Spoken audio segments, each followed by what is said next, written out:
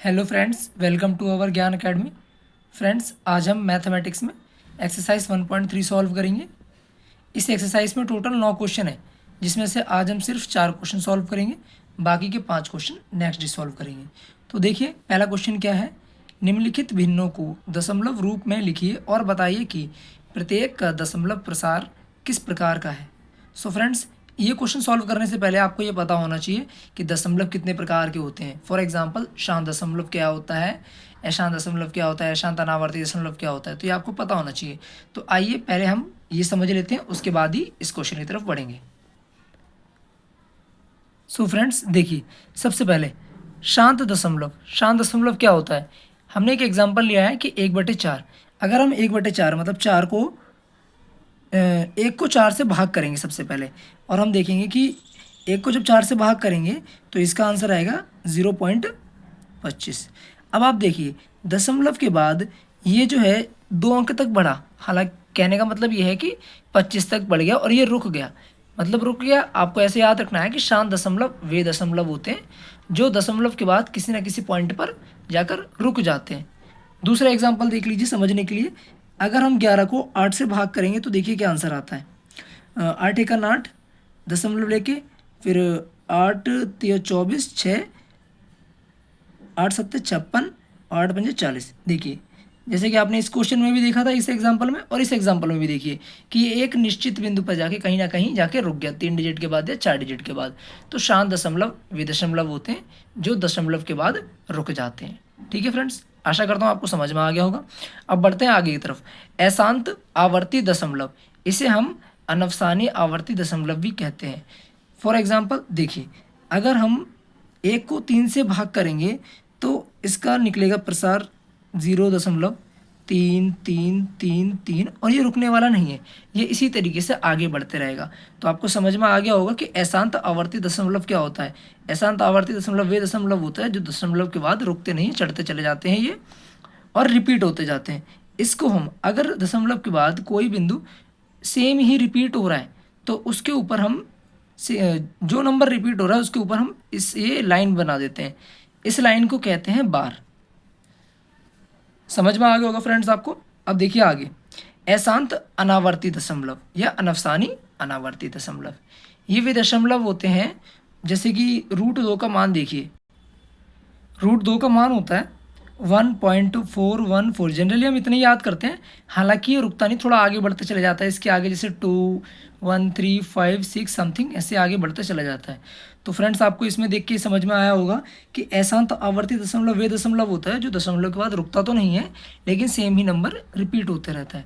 लेकिन अशांत अनावर्ती दशमलव वे दशमलव होते हैं जो रुकते तो नहीं है लेकिन रिपीट भी नहीं होते हैं। जैसे कि आपने पाई का मान आप पढ़ते आए होगे जनरली 3.14। हालांकि पाई का मान ये सिर्फ निश्चित नहीं है, इसका मान हम इतना पढ़ते हैं क्वेश्चन सॉल्व करने के लिए, लेकिन इसका मान आगे और भी होता है, जैसे 15926 समथिंग आगे बढ़ता चले जाएगा। तो आशा करता हूँ आपको समझ में आ गया होगा अशांत अनावर्ती दशमलव क्या होते हैं। चलिए क्वेश्चन की तरफ बढ़ते हैं अब। सो फ्रेंड्स, देखिए, पहला क्वेश्चन जैसा कि मैंने आपको पढ़ के बताया ही है कि इसमें हमें ये कुछ दशमलव रूप इनमें लिखना है, इन भिन्नों को, और इनका दशमलव प्रसार बताना है। तो देखिए सबसे पहला क्वेश्चन, देखिए 36/100। जब हम 36 को 100 से भाग करेंगे तो इसका आंसर आएगा 0.36 और इसका जो प्रसार है वो है शांत, क्योंकि दशमलव के बाद रुक गया है। ठीक इसी प्रकार सेकंड क्वेश्चन देखिए, 1/11। 1/11 जब हम 1 को 11 से भाग देंगे। अब देखिए, हमें सबसे पहले क्या करना पड़ेगा, पॉइंट लगाना पड़ेगा और यहाँ पे ज़ीरो लेना पड़ेगा।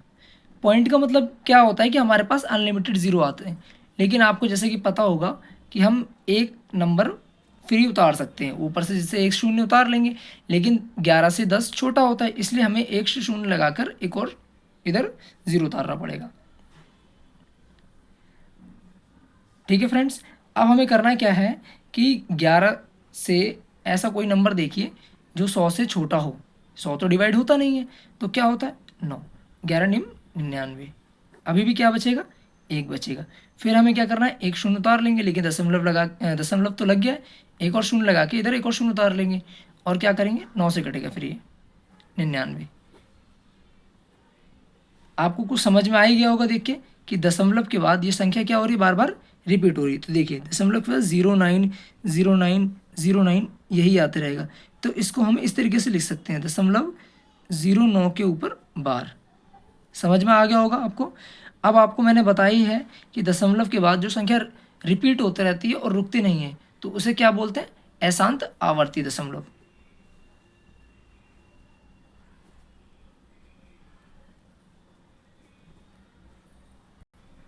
सो फ्रेंड्स, बाकी के क्वेश्चन जो हैं ये आपके लिए होमवर्क है, ये आपको करके देखना है खुद। अब हम बढ़ते हैं नेक्स्ट क्वेश्चन की तरफ।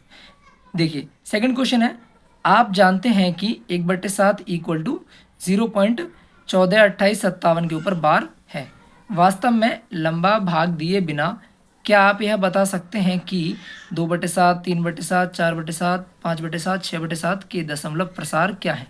संकेत भी दिया गया है जैसे कि आप पढ़ सकते हैं। चलिए हम इस क्वेश्चन को सॉल्व करते हैं। देखिए फ्रेंड्स, हम जानते हैं कि 1/7 इक्वल टू इतना है क्योंकि ये क्वेश्चन में दिया हुआ है। अब हमें निकालना क्या है, 2/7। अब हमें 2/7 निकालना, तो कैसे निकालेंगे, इसी ही 1/7 में 2 से गुणा कर देंगे। तो 2 गुणा 0.142857 के ऊपर बार, जो कि आ जाएगा 2 सत्ते 14 के 4, हासिल लगा 1, 2 पंजे 10, 11 के 1, हासिल लगा 1, 2/16, 17 के 7, हासिल लगा 1, 2 दूनी 4 और 1 5, 2 चौको 8, 2 एकम 2.0 इसके ऊपर बार। सो फ्रेंड्स आपको समझ ही गया होगा। ठीक इसी तरीके से आपको 3/7, 4/7, 5/7 निकालना है। आशा करता हूँ इसी तरीके से आप आगे भी सॉल्व कर लेंगे। सो फ्रेंड्स देखिए नेक्स्ट क्वेश्चन क्या है, निम्नलिखित को P/Q के रूप में व्यक्त कीजिए जहाँ P और Q पूर्णांक है तथा Q 0 नहीं है। तो इसका पहला क्वेश्चन है 0.6 पे बार। सबसे पहले हम फर्स्ट क्वेश्चन सॉल्व करते हैं।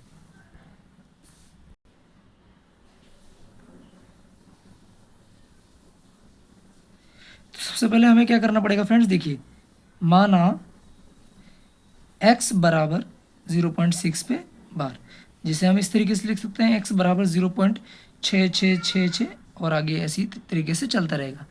तो इस क्वेश्चन में हमें अब आगे क्या करना पड़ेगा कि इसे समीकरण 1 मान लेंगे हम, समीकरण 1। अब हम क्या करेंगे कि दोनों तरफ समीकरण 1 में दोनों तरफ 10 से गुणा करने पर, फ्रेंड्स मैं आपको इसका तरीका ही बता देता हूँ। आप ये देखिए कि कितने डिजिट के ऊपर, मतलब कितने अंक के ऊपर बार लगाए। यहाँ एक अंक के ऊपर बार लगाए, इसका मतलब आपको एक 0 बढ़ाना है, मतलब कहने का मतलब है 10 से गुणा करना है। अगर आप दो संख्या के ऊपर, 2 अंक के ऊपर, सॉरी संख्या तो नहीं कहूँगा मैं, इसे अंक ही कहूँगा, तो 2 अंक के ऊपर बार लगाए तो आपको 100 से गुणा करना होगा। अगर 3 अंक के ऊपर बार लगा होगा तो आपको 1000 से गुणा करना पड़ेगा। तो आशा करता हूँ समझ में तो आ ही गया होगा आपको। तो करना क्या है कि दोनों तरफ 10 से गुणा करना है। अब जब हम 10 से गुणा करेंगे समीकरण 1 में, तो ये बन जाएगा 10x बराबर, ये 0 बढ़ के इधर आ जाएगा 6.6666, इस तरीके से आगे चलता रहेगा। अब इसे हम समीकरण 2 मानेंगे। अब हम क्या करेंगे कि समीकरण 2 में से समीकरण 1 को घटा देंगे। समीकरण 2 में से समीकरण 1 को घटाने पर देखिए अब हम क्या करेंगे, इधर हो जाएगा 10x माइनस, ये 10x है माइनस x बराबर क्या हो जाएगा 6.666, इसी तरीके से चलता चले जाएगा। क्या माइनस करेंगे 0.6666, इस तरीके से चलता रहेगा। ये करेंगे, ये इधर बचेगा क्या, 10x में से 1x गया तो 9x।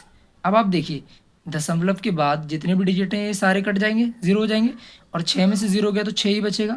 देखिए अब x के साथ 9 इधर क्या कर रहा है, गुणा कर रहा है, इधर जाके क्या करेगा भाग, x बराबर हो जाएगा 6/9, और 3 दूनी 6 होता है, 3 तिरिका 9 होता है, तो x का मान आ जाएगा 2/9। 3। जैसा कि क्वेश्चन में बताया गया था कि हमें P अपॉन Q के रूप में व्यक्त करना है, जहाँ P और Q क्या है, इंटीजर मतलब पूर्णांक होने चाहिए और Q 0 नहीं होना चाहिए। आशा करता हूँ समझ में आ गया होगा। अब हम नेक्स्ट क्वेश्चन की तरफ बढ़ते हैं। देखिए थर्ड क्वेश्चन का फर्स्ट पार्ट मैंने सॉल्व करवा दिया है, सेकंड भी मैं सॉल्व करवा देता हूँ, थर्ड आपको खुद करना है, ठीक है।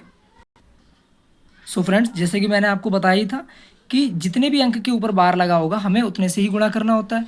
तो यहाँ एक अंक के ऊपर बार है तो 10 से गुणा करना है। तो सबसे पहले हम करेंगे क्या, हल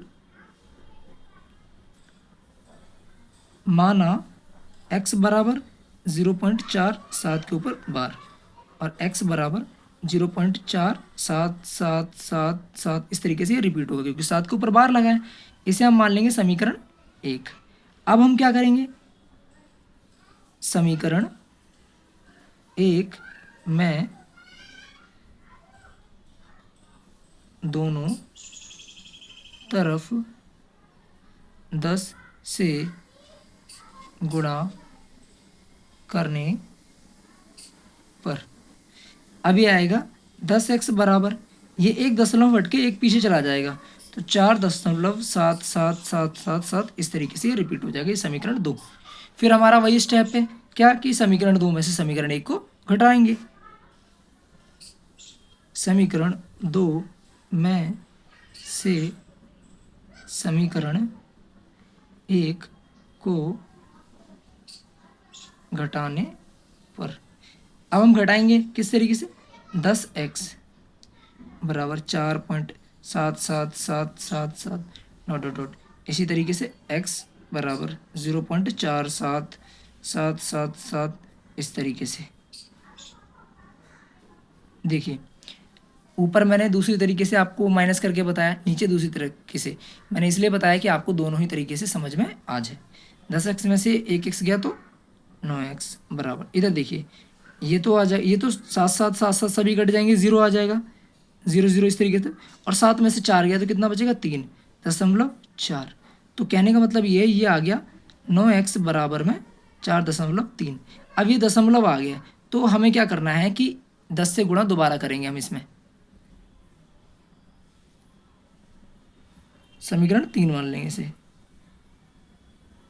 समीकरण 3 में दोनों तरफ 10 से गुणा करने पर 10 से गुणा करेंगे तो हो जाएगा 90x बराबर ये हो जाएगा 43।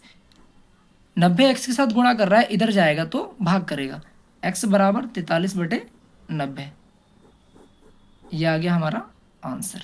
जैसा कि बताया था P अपॉन Q में व्यक्त करना है, Q 0 नहीं होना चाहिए। आशा करता हूँ समझ में आ गया होगा और थर्ड क्वेश्चन आपको खुद ही सॉल्व करना है। अब मैं नेक्स्ट क्वेश्चन की तरफ बढ़ता हूँ। देखिए फोर्थ क्वेश्चन भी सेम थर्ड क्वेश्चन की तरह ही है, हालांकि मैं इसे सॉल्व इसलिए करवा दे रहा हूँ क्योंकि नेक्स्ट क्वेश्चन में आ रहा है इसीलिए, बाकी थर्ड पार्ट आपको खुद ही करना है सॉल्व। देखिए इसे भी हमें उसी तरीके से करना है।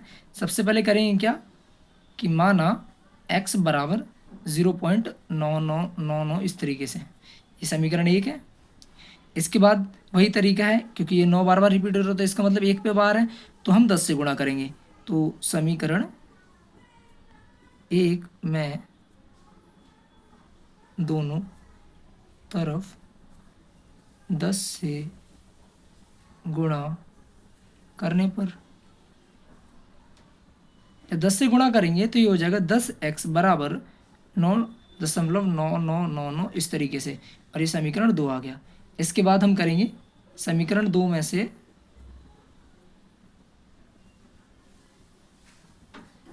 समीकरण 1 को घटाने पर।